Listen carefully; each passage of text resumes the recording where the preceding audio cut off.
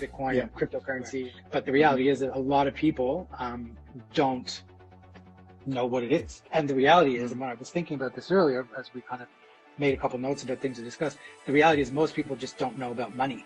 It runs their life. It's the thing that they spend most of their time either worrying about, thinking about, or trying to get it.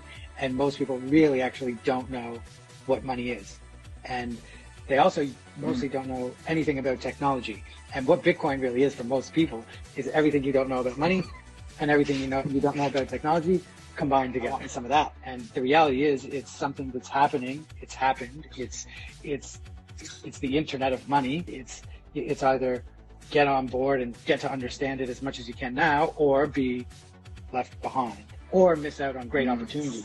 The reality is, if people know what they're looking at, know what they're investing in, have a strategy, then they can avoid this from happening. We really need more people to start using it, not just so our investments go up, but so that we all get to experience the freedom of our own, being in control of our own financial situation, and not leaving our, wealth up to the big banks to decide whether we become wealthy or not. Sometimes people hear this about, hear Bitcoin, and they're scared, they don't understand it, and they think it's some kind of a scam.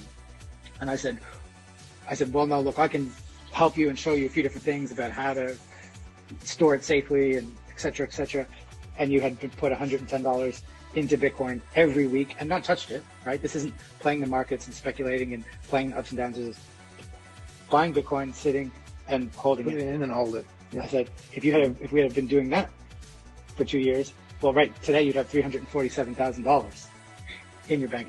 Back in 2017, the CEO of JP Morgan, he spoke out globally saying, Bitcoin, bad investment, don't do this, because obviously these traditional institutions didn't necessarily want people to move away from banks and get wealthy, and it's their game, and they don't want you in their sandbox, right? That's right. And so for example, what he said versus what JP Morgan is doing now, which is buying heavily into Bitcoin and investing a lot of their customers finance, because their customers demanded it, right? When you look at people like Richard Branson, we're on Facebook right now. The two guys that were there at the beginning with the Winklevosses, the Winklevoss brothers, they were the first two to become billionaires off of Bitcoin. I mean, Elon Musk, right? We like the transformational, forward-thinking entrepreneurs realize that digital currency is the future.